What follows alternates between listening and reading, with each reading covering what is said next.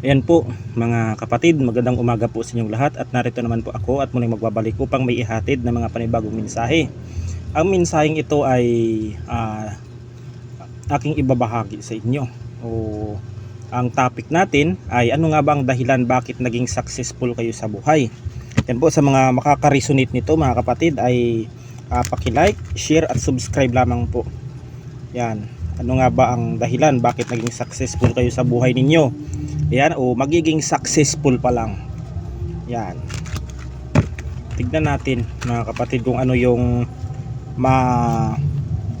lalabas sa mga barahang ito. Para malaman natin. Yan, tuloy-tuloy na ang ating pagpo-post ng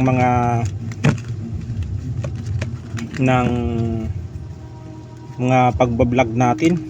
Yan.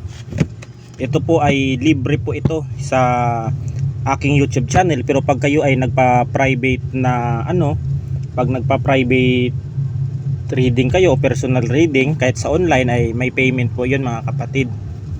Yan. Sa mga nagpa-schedule sa akin bukas na magpa-reading ay bukas po tayo.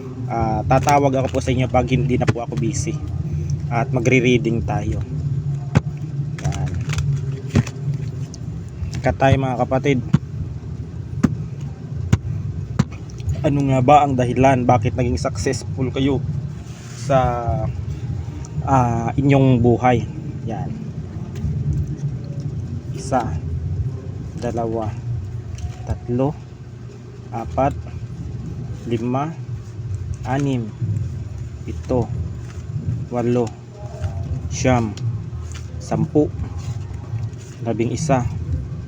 10, 11, 12, 13.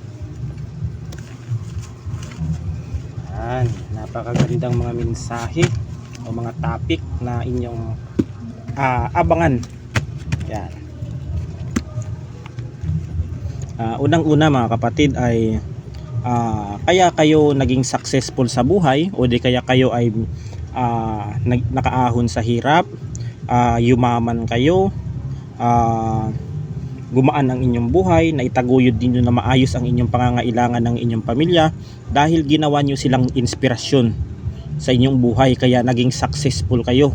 Maaari kayo naging successful na pulis, o maaaring naging successful kang doktor, successful na sundalo, successful na doktor, successful na engineer, successful na architect, dahil po ginawa po ninyong inspirasyon ng inyong pamilya, kaya kayo'y naging successful.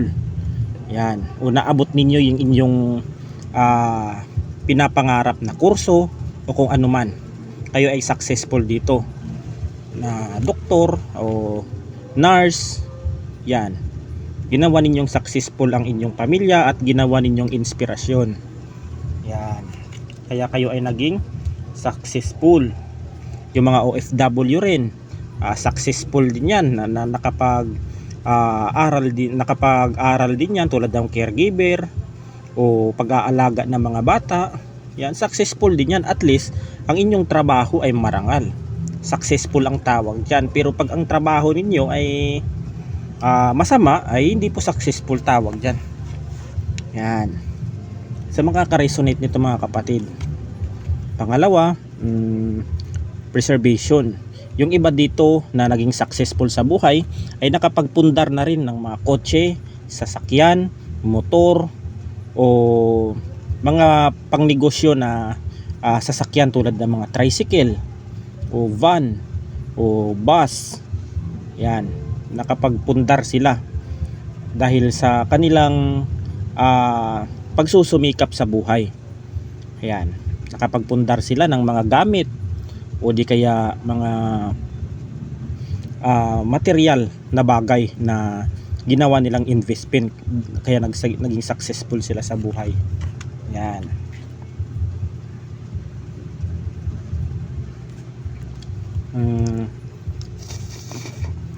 Itong alliance, yan, trust, honest and compatibility.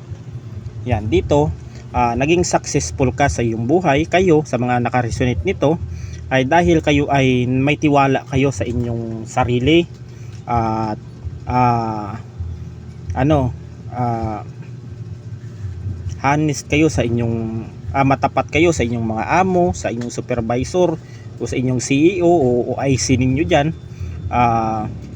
kayo po ay naging matapat, kaya kayo po ay naging professional, o di kaya umangat ang na-promote kayo, o di kaya na-promote, umangat ang inyong posisyon, ginawa kayong mataas sa inyong kumpanya. Yan, kaya ka dito naging successful dahil sa iyong pagsusumikap, ginalingan mo sa pagtatrabaho. Yan. Yan, yung mga kaya ka naging successful kasi yung mga plano mo kinilusan ninyo mga kapatid. Kasi kung tamad ka, kung hindi ka kumikilos, hindi ka gumagawa ng hindi mo tinatrabaho ang inyong trabaho, ay hindi ka asenso talaga. Hindi ka magiging successful kung kung pakuyakoy ka lang dyan maghapon, patambay-tambay ka lang dyan, payusi-yusi, patagay-tagay, hindi ka talaga magiging successful dyan mga kapatid, hanggang maging kaugalian mo na hanggang sa pagtanda mo.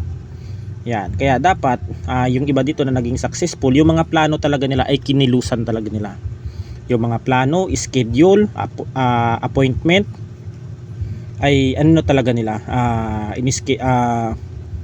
tinrabaho talaga nila. Yan, kaya naging successful sila, successful leader. Dami po ang, kung tutusin po, kung tayo po ay nagsusumikap at magsipag tayo, marami pong naging successful sa tutuusin lang. Kaya minsan ay hindi umaasenso ang ating bansa, hindi umuunlad dahil nga yung imbis na magsumikap, yung galaw ng tao ang kanilang binabantayan. Kaya yung mga blessing na dapat sa kanila nauudlot kasi doon sila nakapokus sa taong nagsusumikap. Yan ang katotohanan dyan mga kapatid. Kaya hindi umaasenso ang ating bansa dahil nga sa mga taong utak talangka. Yan, ang pag-asenso ng iba o ang pag-angat ng iba ang kanilang binabantayan. Yung pag-asenso nila ay hindi na sila nakapokus. Kaya minsan ay wala talaga, kaya ang ating bansa ay hindi umaasenso dahil din sa mga tao din na depende, namumuno. Kaya ganun. Evidence. Yan. Ang iyong mga, kaya ka naging successful ngayon, yung mga siguro yung mga past trauma mo, yung mga dating nangyari sa buhay mo, ginawa mo yung aral, ginawa mong naging aral sa iyo yun upang maging successful ka. Itong evidence na ito, yung mga mali mo dati ang nagtulak upang ikaw ay maging successful, na maitama mo kung ano man yung mga mali mo na nagawa sa iyong buhay. Yan. Ito ang pumasok na ritual, right, ceremony, mystery at magic. Meron dito nakikita ko na naging successful na idinaan din sa ritual para maudlot itong pag-unlad ng mga collective na ito, tulad ng mga OFW dyan, yung mga nagtatrabaho din dahil dala ng inggit ito. Dala ng inggit. Hindi lang po isa lang, hindi po isa ang naiinggit sa inyo, napakarami din po.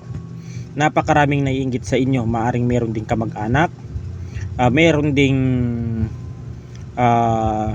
ding kamag-anak, merong kaibigan, merong kapitbahay. Yan. Meron ding mga kaibigan na malalapit sa iyo na iinggit sa inyo. Kaya may iba dito na pinagawan kayo ng ritual na maudlot itong maging successful ninyo. Kasi may nakikita ako dito, may naipundar na. Nakapundar na ng bahay, nakapundar na ng sasakyan, nakapundar na ng negosyo dito. Kaya ginagawan ito ng ritual ng taong ito na isa itong sakim para hindi ka umunlad. Ang gusto nila sila lang, na hindi ka aasenso, hanggang dyan ka na lang. Yan, ginagawan ka ng ritual. O ikaw nagkasakit, wala kang ganang magtrabaho, magtambay ka maghapon, humiga ka lang dyan maghapon, matulog ka lang maghapon, parang tamad ka nang gawin yung mga trabaho mo, tinatamad ka. Ito yung dahilan, mga kapatid, dahil sa ritual. Yan, na i-block nila yung success mo sa buhay. Pinipigilan nila. Yan, death. Yung mga yung mga nakaraan mo mga kapatid, itong the death card. Yan. Matatapos na ito yung mga paghihirap, mga karanasan mo, naging masalimuot mong buhay. Yung mga past trauma mo ay matatapos na ito mga kapatid. Itong death card. Yan. Itong sweet dreams. Itong sweet dream na ito mga kapatid ay noong mga nakaraang araw, yan, noong mga nakaraang araw, ikaw dito ay hindi makakatulog, parang balisa ka, iniisip mo yung mga problema, may mga problema kang iniisip, o di kaya ikaw dito ay na-insomnia na, nagkaroon ng anxiety, na-stress ka kaya hindi ka makatulog. Sa ngayon mga kapatid, pag nalagpasan mo ang stress at anxiety na ito, ay magbabalik din sa dati ang sleep hormones mo dito, at babalik na rin sa dati, makakatulog ka rin ng maayos. Dala ito ng i-stress ka, maaring sa sakit mo, sa problema sa pamilya, pinansyal, mga bills, kaya hindi ka nakakatulog dito sa sweet dreams na ito. Pero ngayon kung matapos man ang iyong problema na ito na iniisip mo, ay mababalik din sa dati yung sleep pattern mo. Yan. Compromise. Yan, iwasan mo yung mga taong ganito, yung nakikipagtalo, minamaliit ka, ina-underestimate ang kakayahan mo, iniinsulto ka, binabackstab ka, sinisiraan ka ng patago, binibrainwash ka sa ibang tao. Yan, iwasan mo ito mga kapatid, yung mga taong ito, dahil hindi ito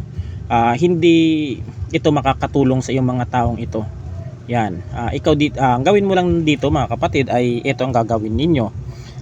Kayo ay mag-set kayo ng boundaries para ma-realize din nila na mali yung ginawa nila sa inyo.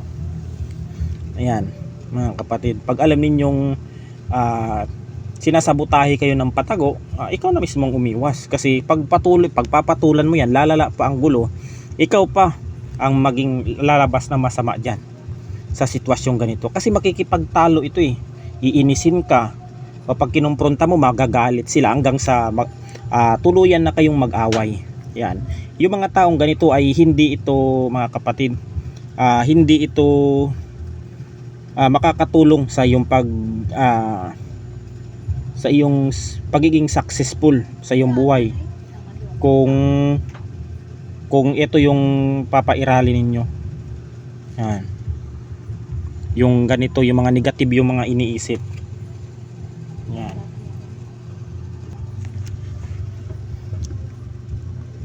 Yan mga kapatid,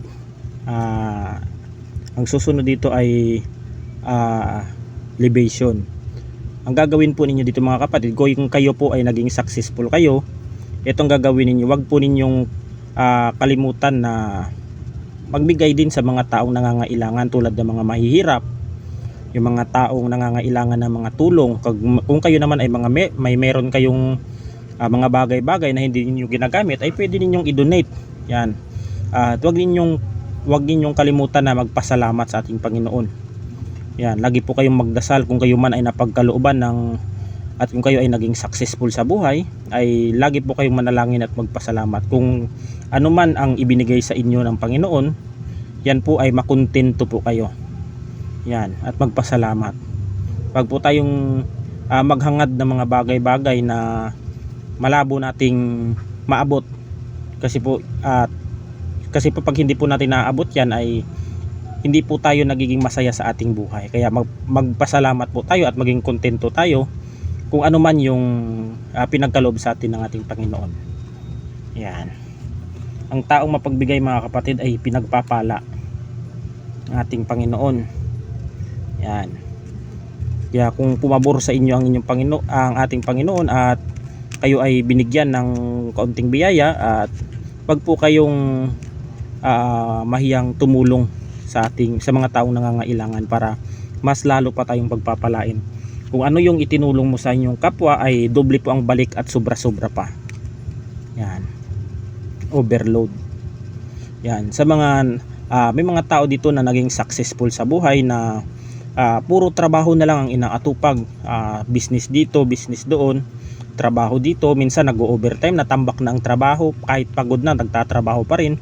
Ito yung resulta na nagiging successful sila sa trabaho nila, na minahal talaga nila ang trabaho nila para sa pagiging successful nila. Yan, ang pagiging successful nila ay umunlad ang kanilang buhay. Yan. At ito po ay hindi po sila umaasa. Yan, at talagang nagtatrabaho sila para maiahon ang kanilang pamilya sa hirap. Yan, gift. Ayan, may mga regalo pa na matatanggap kayo, maaring sa inyong trabaho, sa inyong amo, sa mga taong nagaano sa inyo, mga kapatid, sa mga pinagtatrabahuhan mo. Meron talagang magriregalo sa inyo, maaring damit, relo, mga bagay na pabango o kung ano man na ibibigay sa inyo. Yan, na mga taong malapit sa inyo. Meron ding makakatanggap ng regalo sa kanilang pamilya. May mga magbo-birthday ngayong April at saka May, June na makakatanggap ng regalo sa kanilang ninong, nanay o tatay. Dito makakatanggap ng regalo. At last, indulgence. Yan, kayo dito naging successful kayo sa buhay kasi magaling kayong makisama, mga kapatid, lalong lalo sa mga katrabaho ninyo, sa ibang tao. Yan, sa mga marunong ka kasi makibagay, makisama, o di kaya mag-handle ng inyong trabaho, mga kapatid, dito. Yan yung mga mensahe ng baraha ngayon, na ano nga ba ang dahilan bakit kayo ay naging successful. Yan, kung ano man yung mga narating ninyo, at kung kayo man ay maging maayos man o kayo ay naging successful sa ngayon, ay wag po ninyong lagi po kayo magpasalamat sa ating Panginoon. Yan. At hanggang dito na lang, at God bless us all. Ingat po tayo palagi.